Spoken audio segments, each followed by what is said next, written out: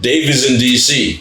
Dave is a huge United fan, by the way. Oh, okay. Yeah. Damn. Dave, the UK hip hop artist. He had Now I kind of want to go now because I was like, damn. Come on, Let's do it. Let's do it. I know you didn't plan for it. I didn't. Yes, There was this show that he had in Manchester. Like after the show, and he didn't need to do this, but he made a comment. He was like, "You all know Manchester's red." The whole crowd erupted. They were like, of course there were City fans there and all of that. So he didn't have to say that, but yeah, he literally, made. So I think So you gotta go Let me in try to your gear, man. Yeah. Let me try to get into it. Also, in this new record I just put out, there was this. Oh, I captured the game with me and Sam, and who else was in that game? Me, Sam, Luke. When we went to Manchester like 2 years ago, it was Xerxes' first goal for United. We played Fulham. Yeah, you remember that game? Yeah, so there's this song that I have, Diplomatic Relations. I was like, I saw the game. It was a win against Fulham. We sent them back to London with 3 points in our pockets. It was like stepping out of Old Trafford. The Stratford end. This feeling will never end. Manchester is red. So you go. You and Duncan. No, it was just me. At that point, No. Duncan's going to Dave tonight. Yeah. Duncan is going. A bunch of people. Yeah, I can come because I gotta be up at 8 o'clock in the morning. 8 o'clock in the morning. Yeah. All right. Is it? How you guys feeling? Yeah. Okay. This is the Red Devils District podcast. I'm here chilling with Patrick. I got Ray. Welcome back. I'm back. Yes, back like you never left. My name is Kunam, and as usual, we're kicking it. I actually wanted to use this opportunity to shout out to everyone giving us support, because it takes some level of interest to listen to us just talk about Manchester United. The one thing that we all share, that we all have in common, is just our love for the club, and that's why you hear us being so passionate about the things we say and our views on the game, which I hope are reflective of your views too, and that's just the way it is. 1-0 victory against Chelsea FC. How do you guys feel about that? I think it was. I think after the disappointing Leeds loss and like losing to 11 men, getting Leach sent off, I think it was critical for us. I think I told you guys on the last pod with Isaac and forgot his name. Isaac and can't forget his name. Jeremy. Yeah. Yeah, I was like.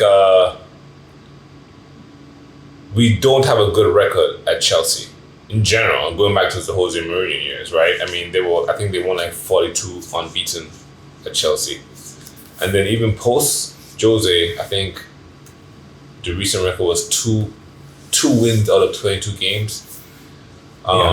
So I was happy with a draw. Last week, like I said. Yeah. I thought it would be 2-2, but I think this win is critical for us to kind of like get back into the mold of winning again and like winning in a row. Like I know Chelsea is under a lot of like duress with the coach, with the new manager and the player changes and stuff like that. I think João Pedro was out today. Cole didn't look too well, but I think You should come to United. Yeah, he should. Come over to Death Row Records. Yeah, I know, right? But I think getting back to your point, I think the win today was really critical for us to get back on cementing Champions League top 5 finish. It was very critical. Yeah. What about you, Ray? Yeah, no, I mean, after the Bournemouth game, I said we need to go into the Leeds game, get that win, and maybe just try to at least get a draw against Chelsea. after Leeds loss, now I'm thinking it's like, okay, we need to at least definitely the basement was get a draw against Chelsea. The ceiling was we need to beat Chelsea, especially seeing how they've been playing the past few games leading up to the game against us.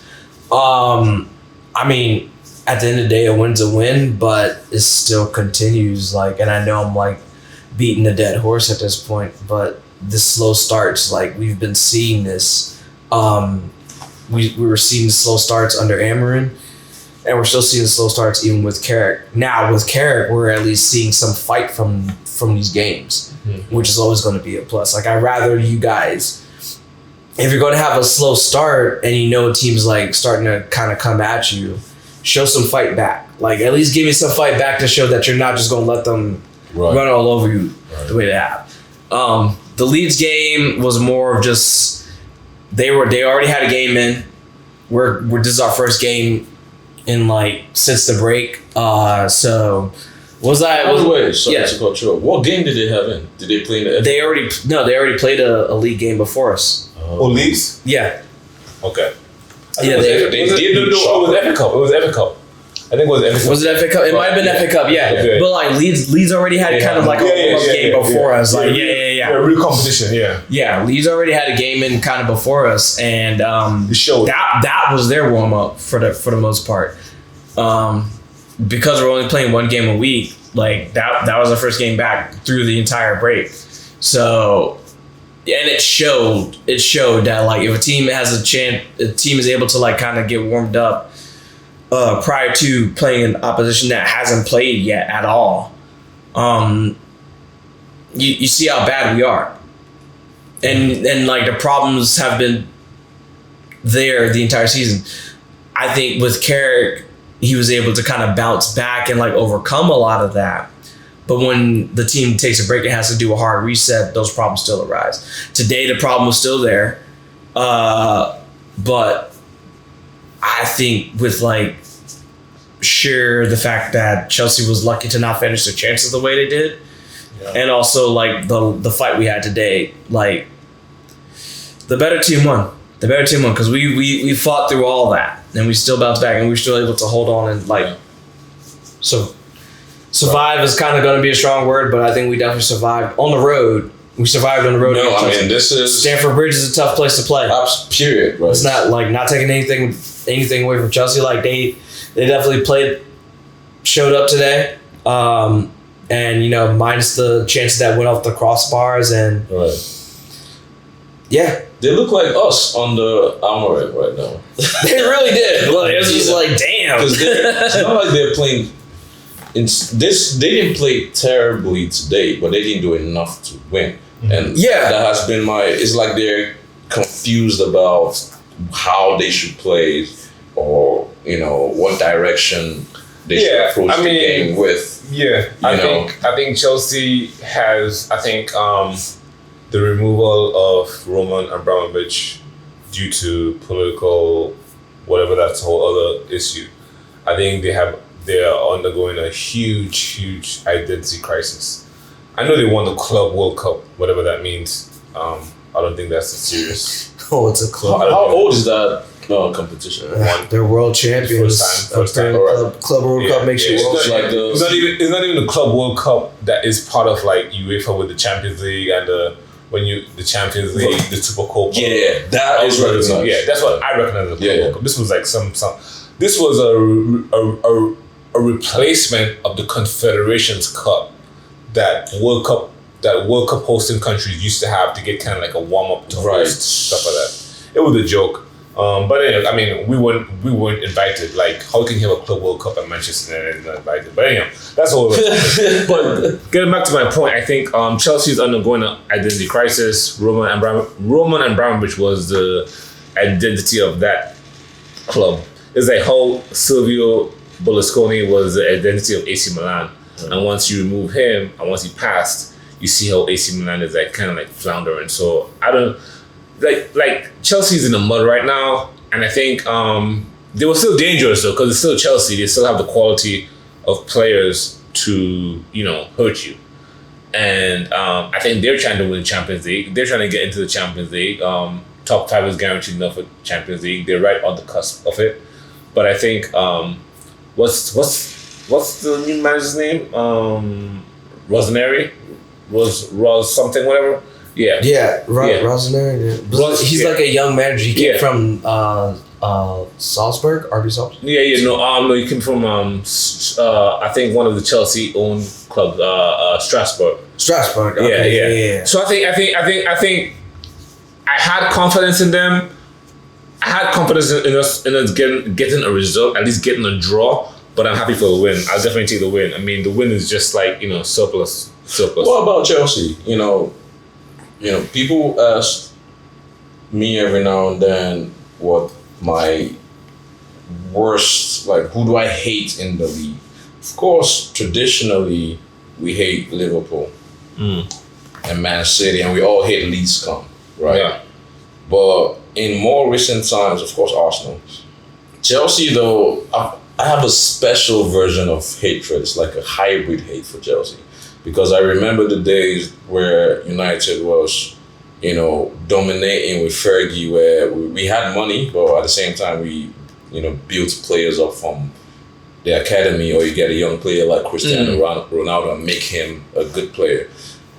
These guys just came with money from nowhere. Yeah. I remember they are the one that broke the transfer market. Yeah. I will never forget Mattia Kezman. Chelsea bought him back then for 30 million. Mutu. It was just like 30 million, 35 million, 40 million. And back then that was like serious money. Yeah, they were the Man City before the Man City, yeah. They bought Kezman for 30 million. He sat on the bench the whole. They didn't even. Mattia Kezman. So I have a special, and they were successful. Yeah. Too, so I was like, and then it turned out like recently that they were cheating. When we were in for Hazard, they agreed to a side payment for Hazard's agent. Because I remember United was in for Hazard, and we were supposed to sign him, and then he went to Chelsea. But obviously, it came out that with the investigation that they paid his agent side money. So yeah, Chelsea is Chelsea. I saw there was a young kid there. He was born in 1996. He was like, yeah, we lapped you guys, and we were just laughing at him, like bro, like I literally saw your club becoming relevant in 2004, 2003. I literally witnessed it. I lived what you know as history. I lived through it, bro. Like I was old enough to document it. Like trust me, you guys are just like 10 years. You guys are 10 years older than them. You remember when the City. The next. So let me let's break down the game into the tactics. So about the game, I think that we should have won. I saw Chelsea play against Man City last week, and they were horrendous. Yeah, you kept on saying that. It was terrible. So this game, I knew that we had the opportunity to win if we could play the same way that we've been playing. But to raise points, the engine has been slowed down, so now you have to start it back up again. Yeah. So I'm glad that after the Leeds game, at least today you could see we started slow, yes, but we kicked into gear, quicker than we did against Leeds. I don't think we ever kicked into gear. Yeah, Leeds. I think the main reason we lost that Leeds game is because of the awful call on Lewis Calvert for the red card. Against Martinez, and because we were coming off a 3 break. I think if we caught Leeds when we were in form, we would have beaten them definitely. So yeah, I think we needed the win today. I wanted us to go for the 3 points. I'm glad that also sometimes you need a little bit of luck because we didn't show up. I think that engine still hasn't become 100% because since Carrick took the reins. And we kicked into a high gear, like got Arsenal out of the way, got City out of the way. But these breaks, I think, are killing their momentum. And the one game, and the one game. So we could also maybe like start looking at too is just like why are we in this situation where like we'll show up for like the big clubs of the Arsenal, the City, the Chelsea, Liverpool. But when it comes to like a team like Leeds, like a Bournemouth, like a West Ham, who are like a Forest, right now they're struggling for relegation. Yeah. but yet whenever we play them, we just can't seem to like treat it the same way we would treat like a City, Chelsea, or Arsenal game or Liverpool game. Like it's Well, I think Leeds were dangerous. They were dangerous because they were in the relegation zone. They won today, right? Yeah. Against Wolves, right? Did they win? Yeah. They butt race Wolves. Yeah. But that's the point I'm trying to make. It's just like you know that's a team they're not coming into this game half-assed. Like you know, trying to keep it clean and friendly here. They're not coming into this game half cocked and like all that. But like for whatever reason, we're treating it as like they're not gonna be as serious because they know we're a juggernaut team. It's like no. Yeah. Like the teams we are struggling, like a lot of our struggles for the season have been against teams that are like lower mid, bottom table. Yeah. Like you know they're coming into the games against us because they're trying to make a point and prove something. Grimsby. Why can't we have that same energy against a Liverpool team that they're slightly struggling, but for whatever reason we're not treating as they're like slightly struggling. We're treated as like they're at the top of the table. But let me ask you a question. What do you think? Because you know, there's a weird momentum in the Man United zeitgeist that is building up for Carrick is not for the job. Dowdy, I know there's a lot of some like this game also was critical for Carrick to show he can get the train back on the tracks if there's a derailment. Sure. This was a derailment, right? We should have won that game. Yeah. Right? Because if we won that game, I think we would have been. Shout out to the ref for helping. Yeah, I mean he's the man of the match. And shout out to all men. But also consider this. Let's just say, for the sake of argument, I don't think that referee decision wouldn't have been such a big concern if we weren't playing so bad. Because I think, and this is just me kind of playing devil's advocate, I think a lot of the fans, and I've been guilty of this too at some point, they're just looking for an out as to why like we lost that game. When we can like the out is the players just didn't show the fuck up. Yeah. That's the main out. Yeah. But I think when it comes to like a lot of fans, like when the ref gives the call against Martinez for the hair pull, or you know, going back to the Bournemouth game, you know, Ahmad gets pulled by the Bournemouth player, but then Harry does basically the same thing. Right. That gets the red card. Yeah. That's looking for that out because we know that's just like, and this is just me thinking now, hindsight 2020 is like, okay, why did we allow that to get to that point? You know what I mean? Agree. That's just how I'm always looking at it. While I do agree, refs definitely need to be fair and like keep it consistent. Yeah, but like at the end of the day, if that has to be the main talking point, then there's something more too. Like, why do we have to make that the main talking point? So this is what I think, and I totally agree with you. The fact of the situation is that we are in the process of getting back to where we used to be as a team now. And thank God that we are in that trajectory. Sure, yeah. So we don't need bad calls to make it harder for us while we get to that trajectory. Because I agree, if the ref is calling bad calls, Manchester United should be in a position that we're scoring 4 goals either way. So we don't care about your random ass calls. But we're in a position where we are counting on the quality of the Premier League to at least give us decent officiating that doesn't swing the game here or there, and we can actually just let the boys play. Yeah. So the game against Leeds, for instance, maybe we started bad. But if we had 11 men after the Casemiro 1 goal, we might have won that game 3-2. In Old Trafford, we might have won that game. Yeah. Because this is what happens at Old Trafford, as you guys all know. Once there is an opportunity and the fans can see that's why Old Trafford is a hard place to play. Mm-hmm. Once they can see that there's a chance here. Yeah. Everybody goes crazy. The opposing team literally shrinks because it's so hard to play in a stadium that 70,000 people are just losing their minds. And I would give you that, but we had 10 men. There was no way we could have. But even before that, the air was already sucked out from the team. Leeds came in storming, and we just looked like lost puppies. Second half was different. So Casemiro goal was it like 60? It was like 60th minute, but hold on. We had time to turn the game around. Let's talk about this game in terms of like we had some, kind of like segueing from that game from the Leeds United to Chelsea. We had a lot of repercussions from the Leeds United game. Martinez was out. Euro pulled up late yesterday in training or whatever, I guess. Harry Maguire is still out. So Carrick had to make some changes. I'm surprised he moved Mazzarri to centre back, right? And I'm glad he brought back in Delors at right back because I think Delors is a lot better going forward than Mazzarri.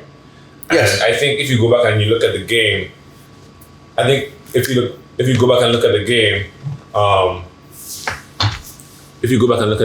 like you can see that Delors offered a lot going forward in this game. But what's your take on the changes that he made? Starting Heaven, and what do you think that did Heaven have a good game? Did he? I think I like Aiden Heaven. I really like him. I think he's a very good player. Yeah. I think he has shown enough to say that, hey, I have a future in this club. Yeah. So, and you guys probably have heard me talk about this before. I've always been a huge fan of Aiden Heaven. When I first saw Aiden Heaven, when he first got starts for the first team, I was like, yo, that's a future center back right there. I'll even go ahead and just go. 20. Yeah, I'll go ahead and say 20 minutes. Make this hot take right here.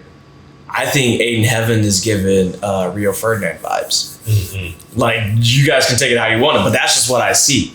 He's not afraid to make the challenges. He's also not afraid to progress the ball when the opportunity is there. He wants to, he knows he can control and hold the ball, but he's also not afraid to I think today was a little bit tough because you have the players like Delap and Cole Palmer who want to kind of dribble that ball right in that in that area in that space. Sorry to cut you off. Yeah. Someone in the United game chat said it felt like Delap was bullying our centre backs, but I think he's a cardio. No, I think he's a cardio merchant. I know he had one goal off one deflection. Sorry. No, Delap the post. And this is what I'm saying.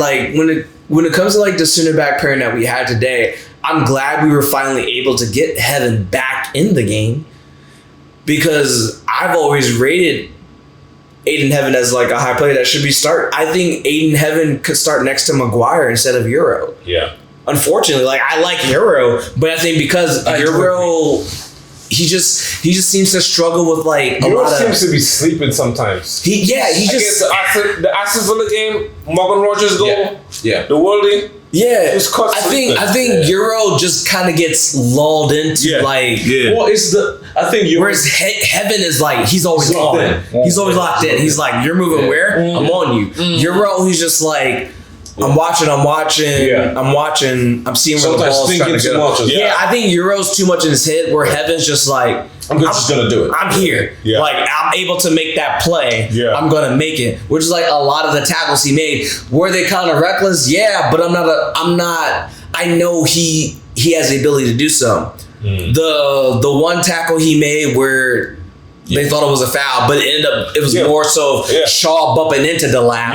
Yeah. And then the tackle against Palmer that he got, which is right outside the box. I'm glad he did make that because we know how dangerous Cole Palmer is. Yeah. So I'd rather he make that tackle and it just be outside the box so he has to make a shot. He made some crunch. Yeah. It's given Rio / Bailly type.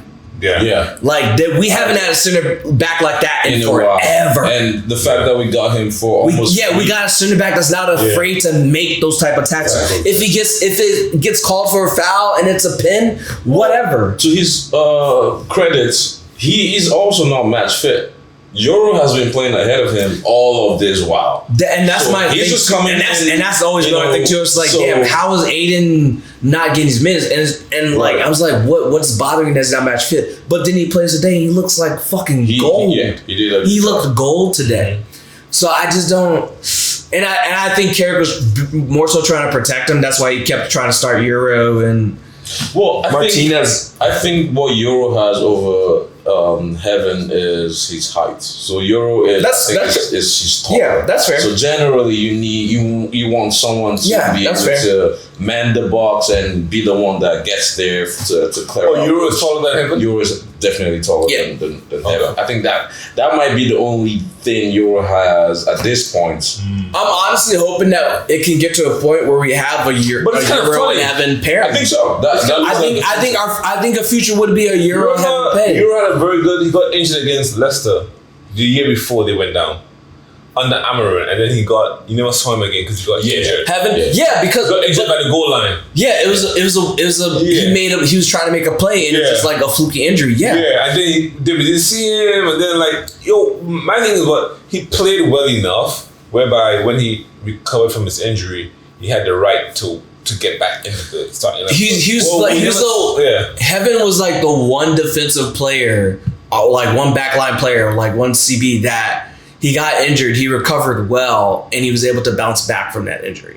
That's like the one. He recovered quicker than we even thought. Yeah. And I remember that. Because think about it. Because How long is Martinez? Because been I out was from- center backs. Yeah, I was center backs. Like last week when we talked about with Isaac. Like, okay, Harry Maguire, I don't have a problem having him coming back. Delete. I'm looking to liquidate. I'm starting to be out on Delete. I'm cashing out. I'm starting to be out on So Delete. context, it's a back injury, and back injuries are notorious. They are tricky. the worst injury for any professional athlete. But and that's what I'm saying. At the Those same are your time, it's just nerves. like Those are your nerves. you're only and a player is only as good as their availability. Yeah. Martinez is not that available. But his metatarsal, he broke his metatarsal. Martinez is not that available. That's hard to come back from. Malacia later is not that available. Malacia is not. Malacia is not. Yeah, he said who? Well, And I think DeLitt is kind of on the same page. That's what I'm just like. As much as I respect their talent and their skill and like their ability in the game, you're only as good as your availability to me. Mm-hmm. I've always felt like that for any player. Like if you're available to give me those the skill and ability that you have, I'll let you play. Like you're on my bench. But like if you're not able to play, like So you get guys off are my saying- team. You're saying we need to sort out our defense next year. Well, I think Heaven. I don't think we need to sort out I think defense, really. to my point, did Heaven earn his keep today? I think he did. Absolutely. Absolutely. 1-0 against Chelsea at Stamford Bridge.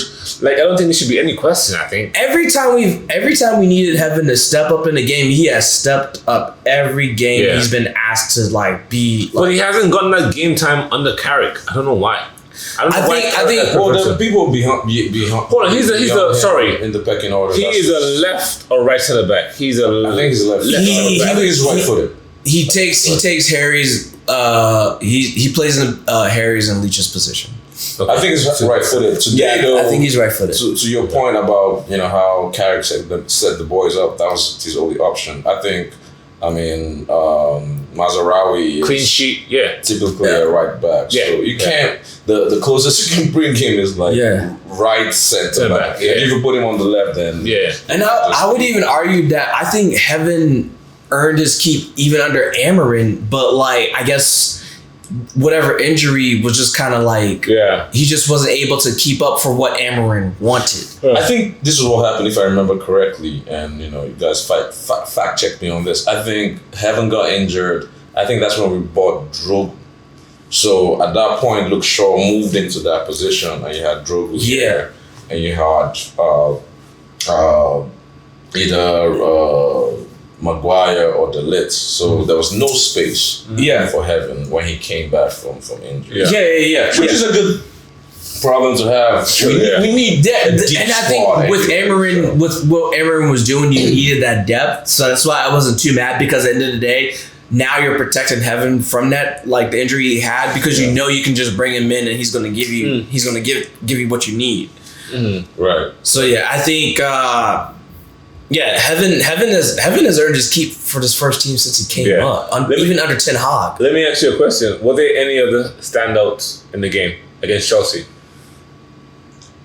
Man, Kobe. Yeah. we know every time So much for him for him not being a defensive tackler.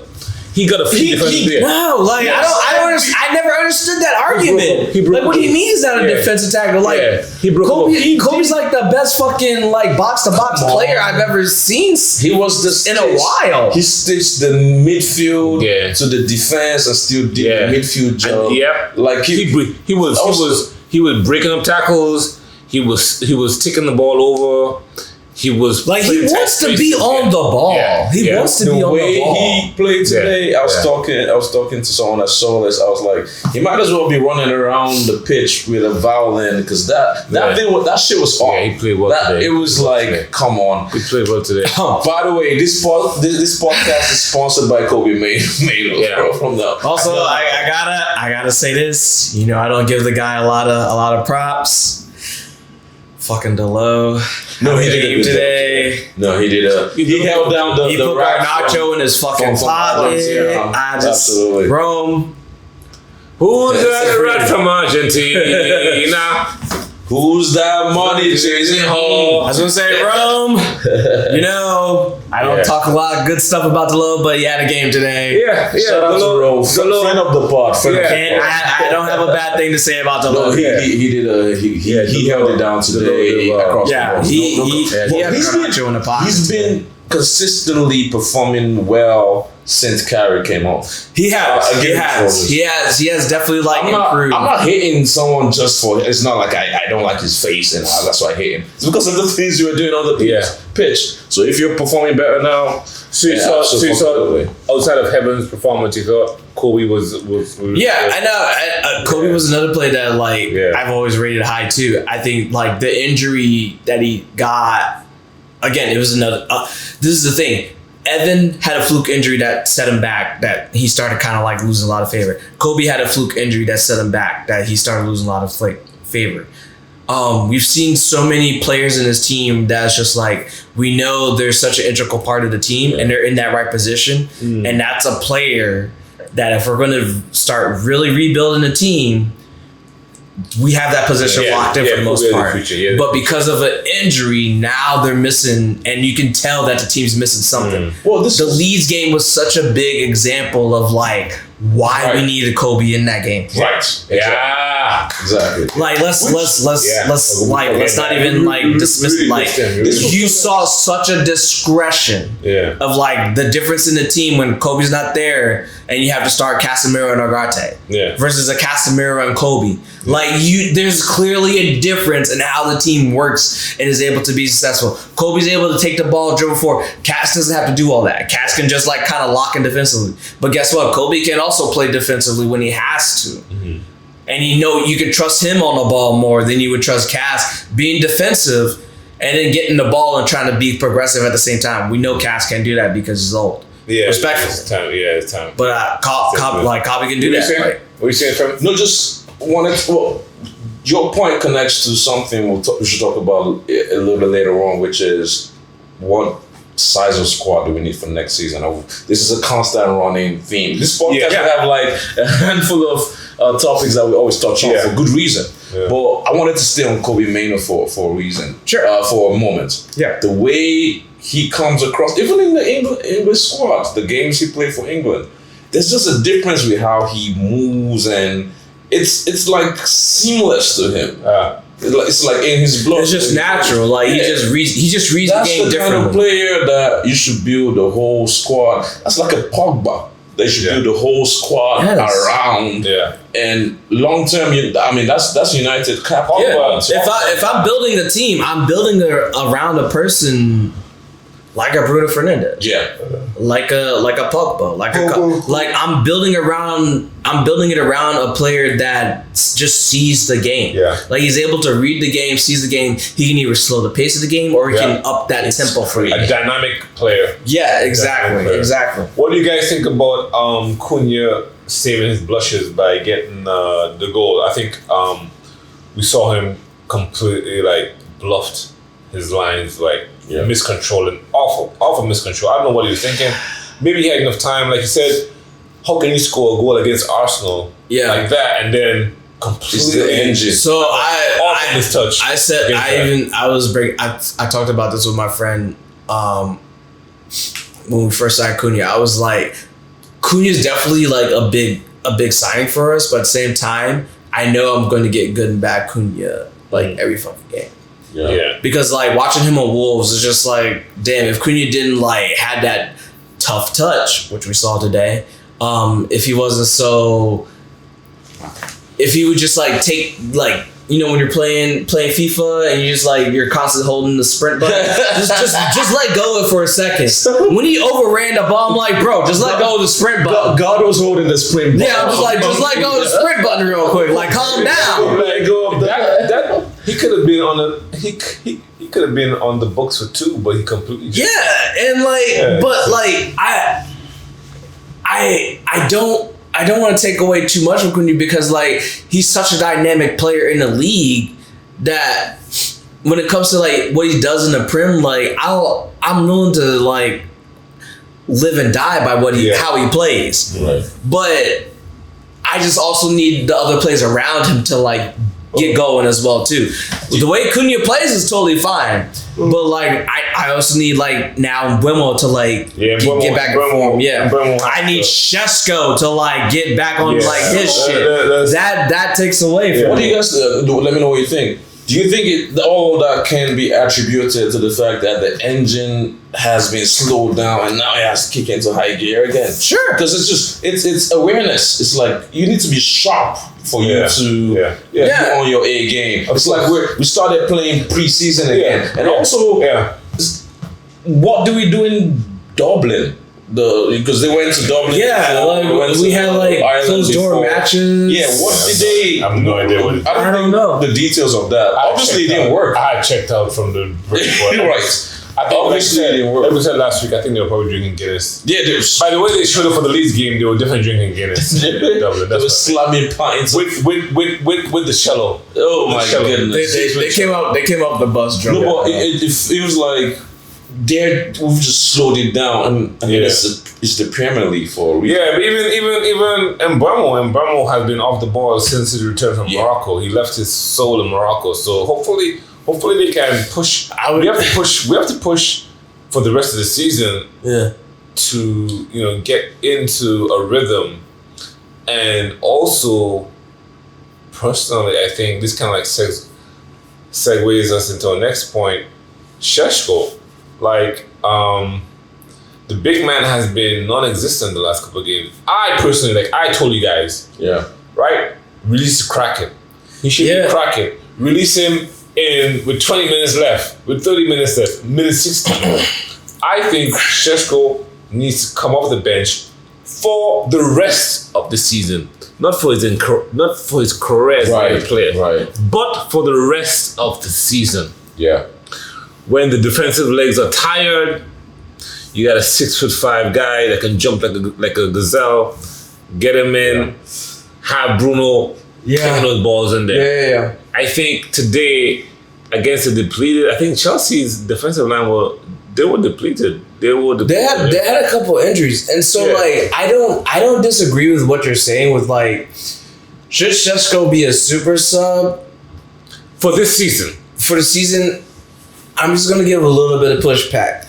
It's only because we obviously know he can like come in because like at that point defenses are tired and they're just not able to really. This is real time. Really to like get into the game at that point. The issue I have is that when Šeško is starting, for some reason we're not doing what we would do for him at that point towards the end of the game. Because think about it. How many crosses were really going in for like Šeško minus like the free kicks and stuff like that? Yeah. We're not really taking advantage of like our wing attacks. Bruno looks for him. Yeah, Bruno. But that's what I'm saying. Like, and Bruno was inverted, so he can't really cross to him because he's on his weak right foot. Sure. Yeah. But we know Shaw can do it. Shaw doesn't have the legs to come forward. That's why he needs to go. I think if you're gonna start, you know who's missing? Dogu. I agree. Drogba would be. But if you're gonna start Šeško, you need to like just have Shaw go for it. Shaw cannot go forward. So that's And I think that's the issue. I think if we're going to start Šeško, we need to have that attack of just like put in the box and allow him to get up forward, because that's when he starts to see, because like all the plays, all the runs he were making today, he was going for the runs to try to get on the ball expecting a cross, but nobody's making the cross. Yeah, at that Bruno put in some balls there for him. I think that clash that the goalkeeper had with Casemiro. That was one of the balls. That was actually a very good ball, because if the keeper didn't come for it, that would have been a goal by Casemiro. I think Šeško is just. I think he's better off as a super sub for the remainder of the season, and then we kind of work into like, because I think the games, the starting of the game, they're trying to just have that holding number 9 position. Yeah, and I think if you're gonna play like that, then it either has to be Bumo up top, or just go ahead and start Xerxes at that point. True, because we know Xerxes can play a whole number 9. He looked. His cameo was not. It wasn't bad, because like you brought him in to try to just. And I will say overall today, I think with what we had for the squad, Carrick did make the subs right. Because the whole point, kind of long. He did, but I think he did because he wanted to see how the game was going, and he was hoping that like Casemiro could like 79 minutes or some shit like that. It was like 80th minute, 80th minute. Yeah. But he was hoping that it's like, and I'm pretty sure he talked to the team at halftime. Was like, guys, I need you to give me like at least fucking like 60, 70 more minutes, like please. So. I think with what we had today, Carrick made this. Were they late? Sure, but like they were also the right subs, because you're taking off Šeško and like everybody, and you're bringing in the Xerxes to like see the game out. What's your take? I mean, this is Carrick's call. There's something I feel he's seen. Because initially he was starting Mbeumo, right, and Ahmad, and bringing Šeško in from the bench. I've always said United, we need a out and out number 9. Yeah, of course. So I feel there's something he saw that said, from now on we're just gonna toss you in there and you figure it out. But to your point, you said maybe still stick to the super sub, because that has seemed to work, right? Yeah. And next season we won more games with him coming off the bench this season so far. This is the other thing that keeps messing everything up, and I didn't even plan to bring this up with every point. The engine is not kicking into gear, so everyone is slower. So there's no way you can actually judge Šeško for his performance today on 100%, because he's not as sharp. There's an argument to say he's not as sharp as he used to be before. At the end of the day, even with him being sharp and scoring goals, to your point, you still need a Kraken on the bench. Yeah. Which leads to the next season and the size of the squad. We need another somebody, that has that ability to, pop off the bench. Is Xerxes that person? If not, we need. I think the club will move on from Xerxes, but I think that's a mistake, because I think in the Champions League, which kind of like segues us into our next point. I watched PSG. Was it PSG versus Liverpool, and then PSG, and then Bayern versus Real Madrid. I mean, the levels of PSG and Bayern and Real Madrid, my goodness, like, even Barcelona, are we even ready for Champions League? You know what just kicked into my mind? Their leagues are not as tough as the Premier League. We know that. So they can pop up in Europe. That's a given. That's timeless. Come over to England. I give you that. They'll pop up in Europe and be shining. The quality is just... Michael Olise. Right, they save all of their. We were talking about how United popped up against Liverpool and all that. That's the same thing. It's like they pop up to Europe going against these teams that is just like, if the Prem is the creme de la creme, right?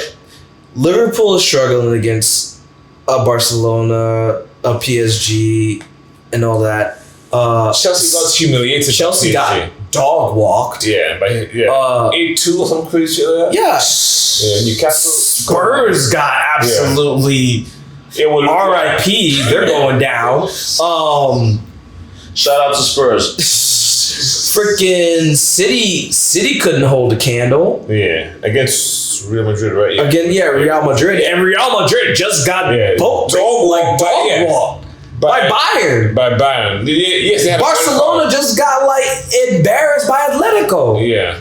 Yeah. Liverpool, What's the PSG walked into Anfield and was like, "Nice house. I'm gonna put my feet on your couch with mud." Like, what are we talking about? Yeah, let's hear in the comments if you think more than likely we'll qualify for the Champions League. But let us know your thoughts if you're ready for the Champions League and what changes that we need to make. What I mean. We all know about the transfer rumors and stuff like that, but what positions we need to solidify? Because Ray's point, if you sit down and you watch Real Madrid and Bayern Munich as a neutral and as a logical person, you're like, man, we can't play either of these teams. Also, let's not forget, Arsenal barely survived against Sporting. Yeah. Barely survived. Yeah. They got lucky in the first leg to get a late winner, and they were just hoping to not let Sporting destroy them in the second leg at home. Because what I'm trying to avoid, I know 2026, 2025 has been the humiliation ritual for a lot of celebrities. We are not trying to go through a humiliation ritual as Manchester United. We're not trying to do that. I beg to differ. I don't think we're gonna get humiliated in the Champions League. I don't think so. Really? So we need to bulk up on critical positions.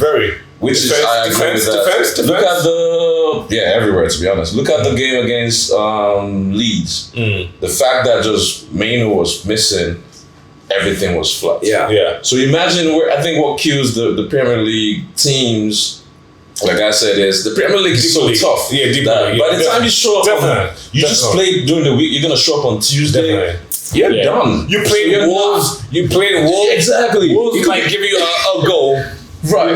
They're gonna give you a goal. Yeah. That's what I mean by the Prem's a team that's even a team that's just coming up. You play against them on a Saturday or Sunday, and then you got Champions League on a Wednesday, Tuesday. Yeah. After you just play a team that just got promoted, so they got a lot to prove. They just whooped They just took it to the cleaners, just to show something. No disrespect to Madrid, Levante is not gonna push Madrid.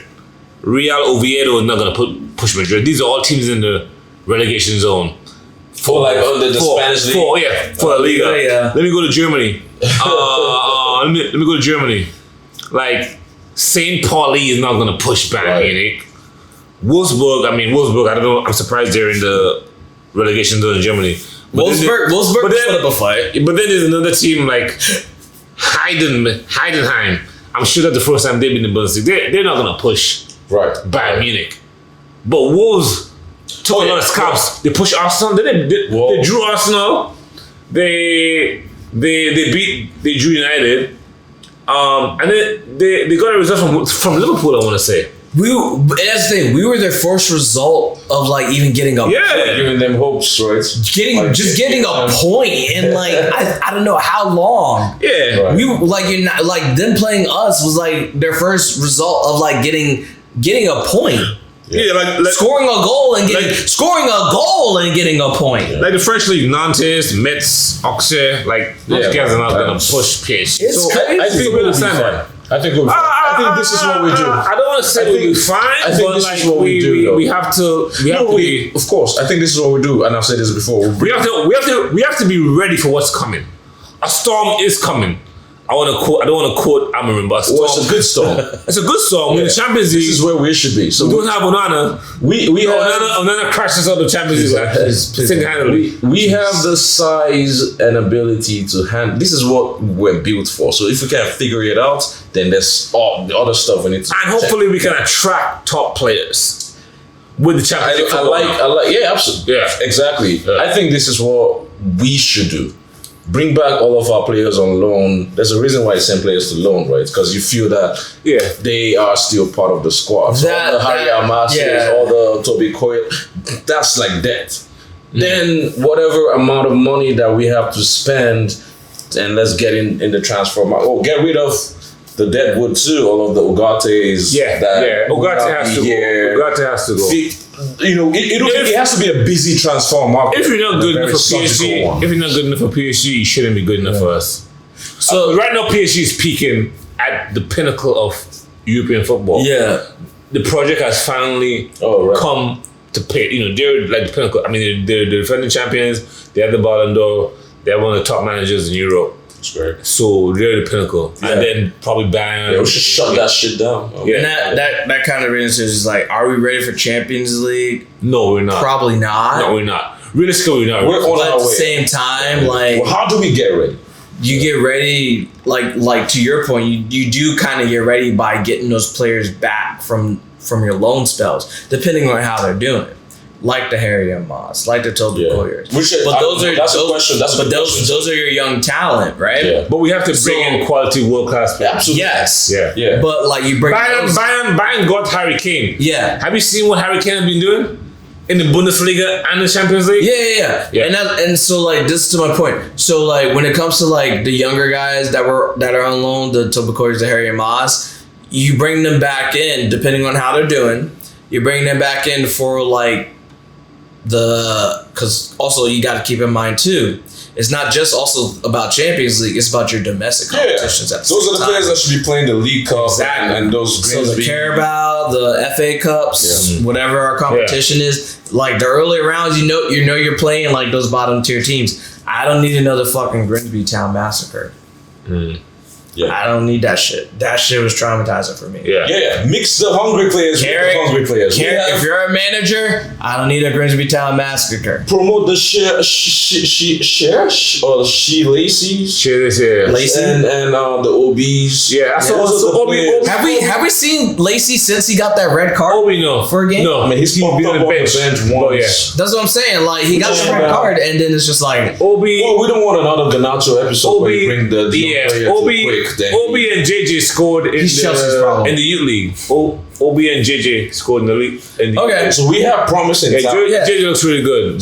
And that's what. Then so like again to my point is like those games like bring those guys up for like those like early competition. So one, they can start getting those minutes for first team. And we can start seeing how they look. Yeah, it's like okay, and they're Premier League ready. There's something there. Yeah, but like to your point, this season was a bad season because we got knocked out of all the competitions. So we couldn't really value. We got knocked out of everything early. Like the Zerskis of the world, even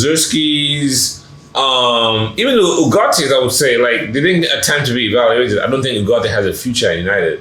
I think Zersky has, but like the youth players, the Shea Lacey, the Fletcher nobody boys, had it. Yeah, because there's no games. There are no games. But it wasn't. But like even when we did play them, we still struggled. And this is my thing. Our academy is like I've always been a huge advocate for the academy, and I would love for us to like really always like go back into what Fergie was doing and like use the academy more and more. But every time we decide to like go that route, we end up putting the academy kids in bad positions. Which is what I think we're trying to change, right? Because like by the time, and just a case in point, by the time we decided to use the academy kids more and more, Amron was literally trying to figure out what the fuck I need to do. Yeah.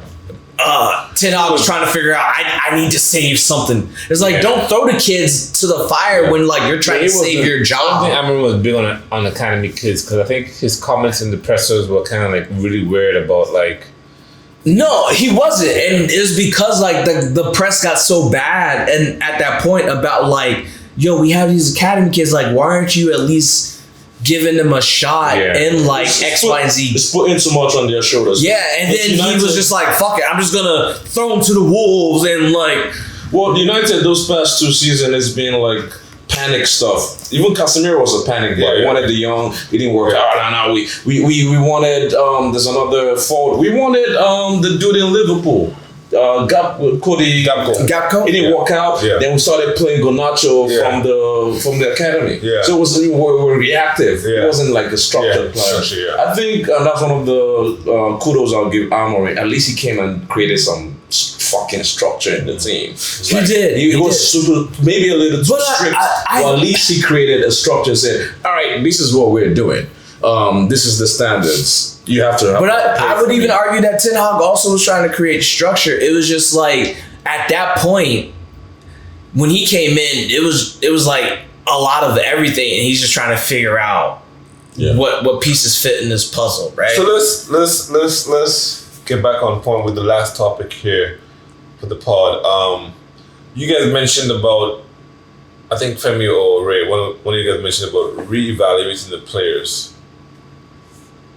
that are on loan to see if they have a future. And of course, you know, there's one player on loan that's an academy guy. Starboy. Shout out to Wizkid. Came to the academy. Doctor. Now he's on loan at Barcelona. He's a doctor. And Barcelona recently revealed that we're not ready to buy you. I'm not surprised because Barcelona is a kind of like a shifty club. I'm not really. Are they broke or what? Well, what's going on? No, I'm not shocked. But basically, like, you know, they're saying so more than likely Rashford will be returned to United. He has a very good relationship with Carrick. I know this is your point that you want to. So I'm gonna let you. No, I'm gonna let you take this. I'll be very. Because you know how I feel about Rashford. I'll be very brief about. I don't think I need to talk about him. Good outcome for everybody. Barcelona goes to figure out where to get that money from and pays, and Rashford should let's just finish that scenario there. If it doesn't work out, I think United's position is standard. At this point, it's almost disrespectful.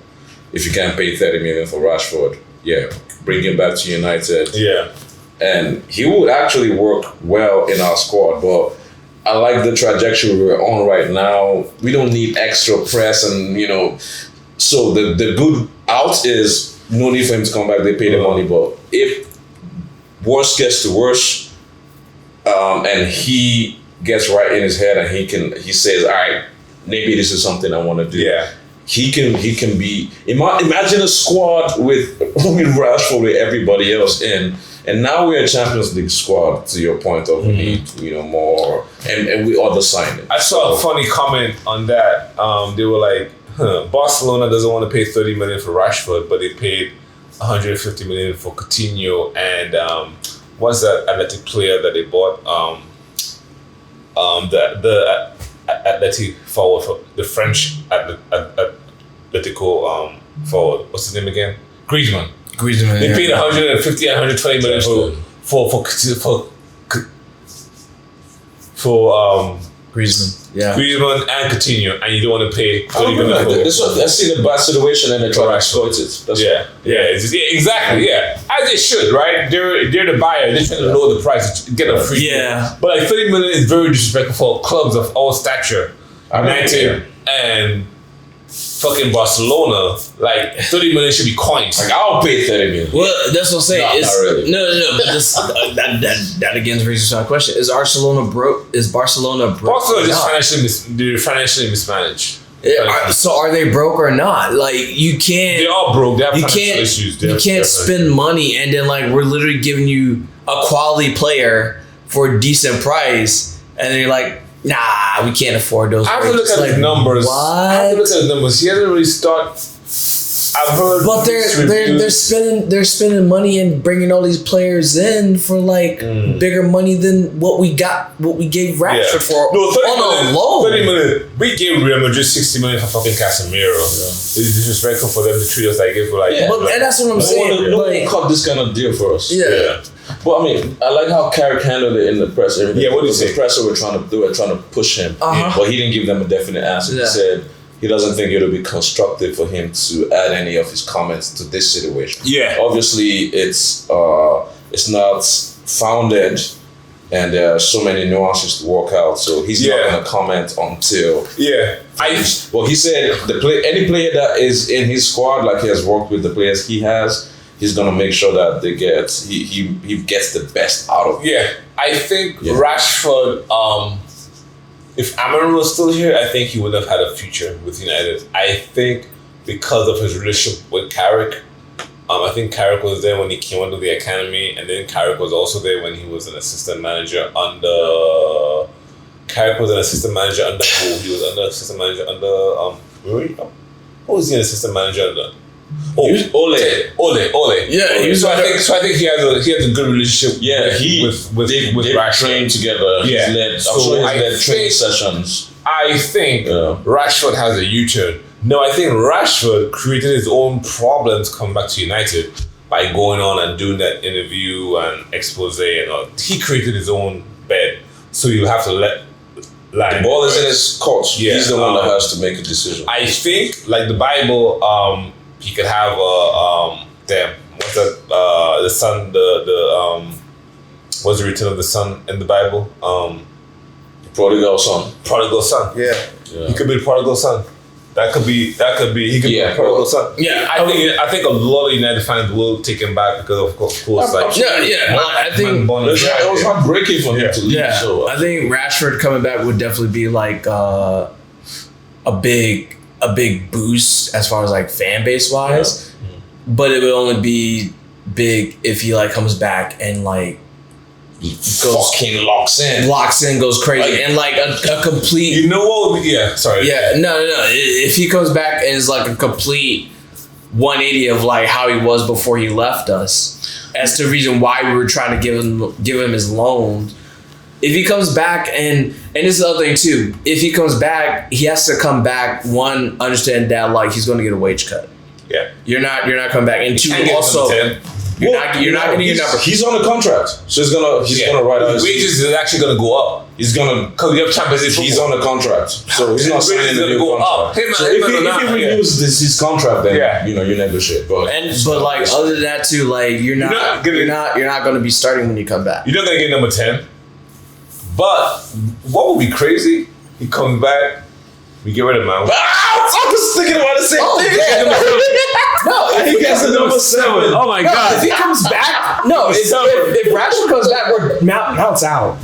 No. Yeah. Mount's gone. Mount's gone when Rashford gets the number 7. He gets the number 7. And he gets the number 7 and he balls out in number 7. I'm getting Rashford number 7. I will buy a Rashford number 7. You heard it here first. If Rashford comes back and Mount's gone and Rashford gets the number 7, I'm getting him Rashford number 7 think kit about him coming back, because you can't get the number 10. They're not gonna do that to Cunha.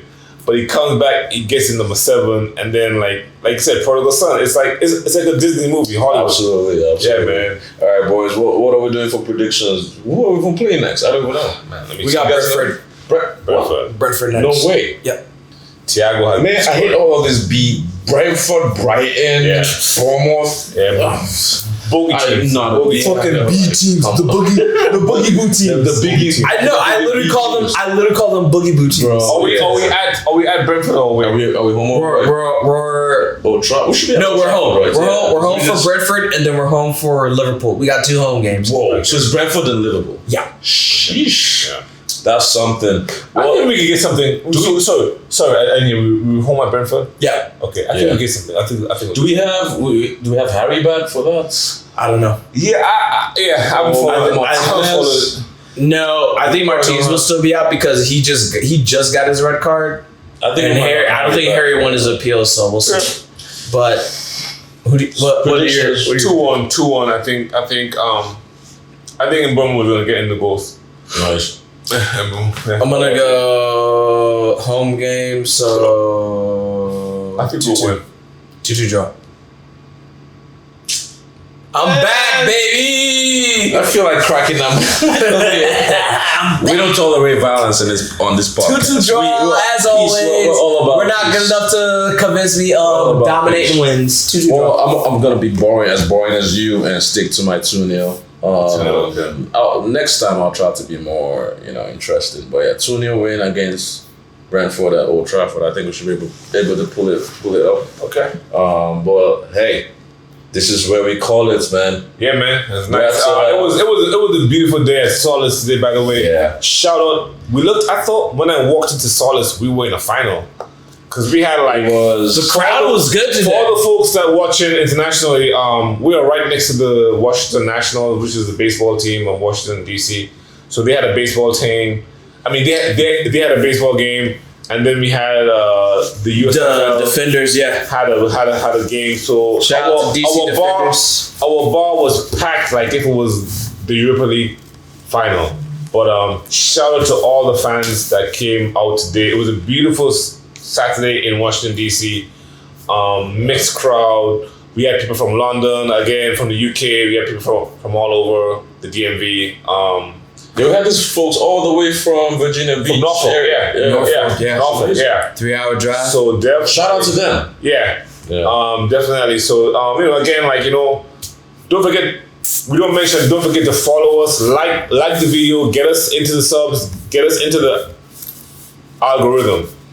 This is like completely grassroots pod. There's no funding. We're all like self-funded. We were, shooting up from Femi's crib. Where's the stadium district? Which we were saying, the Nationals over here.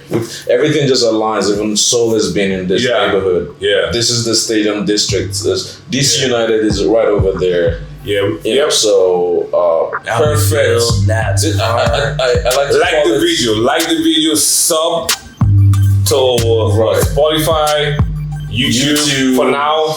Instagram. Follow us on IG. Follow us on Instagram. Thanks to all the followers on Instagram.